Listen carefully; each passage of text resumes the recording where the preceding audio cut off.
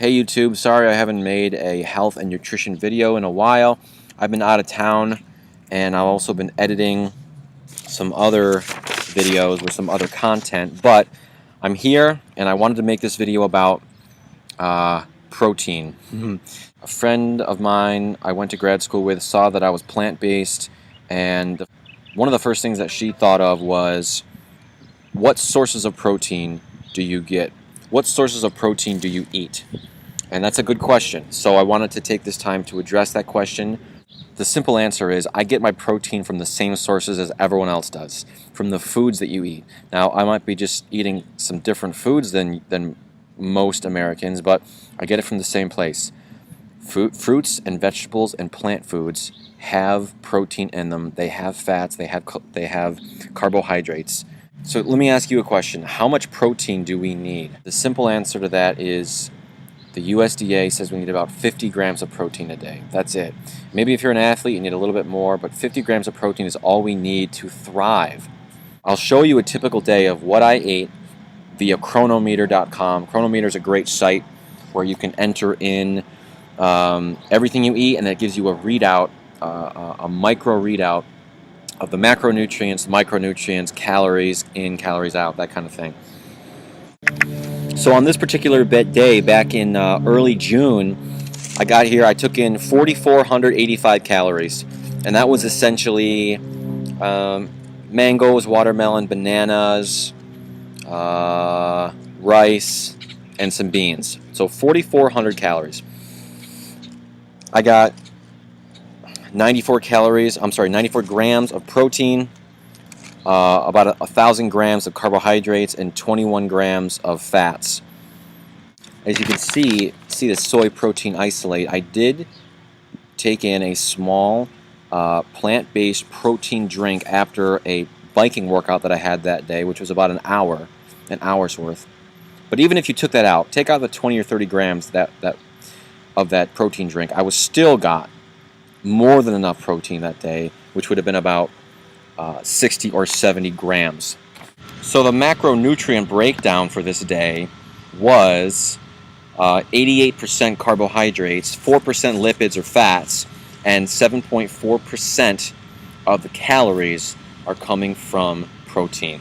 So essentially what this is showing is if you're getting enough calories in, it's impossible to be protein deficient on a plant-based diet. Everything I ate had small amounts of protein in it, and combined, those give me enough protein for the day. As a little side note to those of you who are watching this who are plant-based, who've been plant-based for a little while, you may know that this is a pretty common question we get. Where do you get your protein sources? How much protein do you eat? How much do you need? I've heard, watching these YouTube videos from these other YouTube channels, people can get kind of snarky when they answer this question in particular, because it's like, oh, you should know how much we get, or you should know where we get it from, and that's not the name of the game. Yes, it's a common question, but if the person genuinely wants to know, answer his question without being snarky. Be nice. That's the name of the game. Isn't that the name of the game, to educate and inform others on this lifestyle, because it is the best way to live. It's the best for our health and the best for our planet. So be nice. Don't be snarky. There is way too much of an emphasis these days on protein. You hear about protein all the time. Make sure you're getting enough protein. You got commercials for cereal bars on the TV that have, packed with extra protein. You got the meat and dairy industry that are promoting we need to eat more protein. It's rubbish. It's ridiculous. We don't need to be eating more protein. What we need to be eating is more carbohydrates. Clean carbohydrates. I'm not talking carbohydrates in the form of Twinkies. I'm talking clean carbohydrates, whole foods, plant-based carbohydrate. Like I said, the meat and dairy industries are some of the big reasons why. It's also the advent of and the popularity of the low-carb, paleo, primal, ridiculous diets, fabricated diets. We don't need that much. We don't need that much protein. And there are side effects if you have too much protein. Liver and kidney dysfunctions, intestinal distress, dehydration. So like I said, Aim for 50 to 60 grams of protein a day.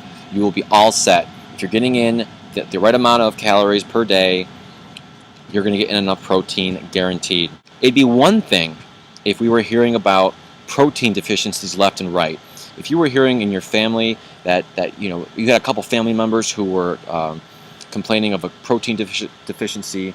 Let's say they went to the doctor's office and the doctor said, you're deficient in protein, and you hear that about, with 3 out of 10 or 4 out of 10 of your friends, they're all protein deficient, then they would have a case where you got to make sure you're getting enough protein. Have you ever heard of anyone who was protein deficient?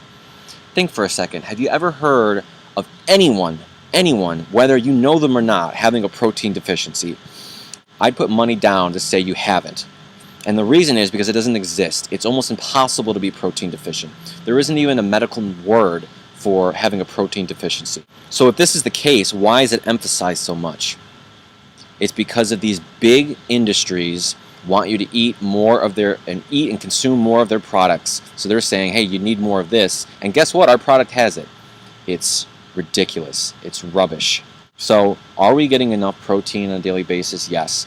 I'm going to post a video down below made by Dr. Greger of Nutrition Facts where he cites a research study that says 97% of the people in this study, and there were hundreds of thousands, are getting enough protein. But 97% of the people in this study were deficient in fiber, which is only found in plant foods. It is not found in animal foods. So there you go. We are eating more meat and dairy and processed food products than ever before. We certainly aren't protein deficient. I can almost assume, I can guarantee that none of you know anyone who's protein deficient. But among the people that we do know, what do we hear the most of? What do we hear about almost on a daily basis? Maybe we have a family member or a friend who's come down with diabetes. Maybe they had a heart attack, high cholesterol. Do you think it might have anything to do with the foods that we're eating too much of? Do you think it's because we're eating too many oranges and bananas and too much watermelon? Or do you think it has something to do with the fact that we're eating too much meat and dairy products and processed crap? I'm going to leave it at that. I'm going to get into that a little later with some more movies. Thanks for watching. If you have any questions or comments, leave them down below. Thanks so much.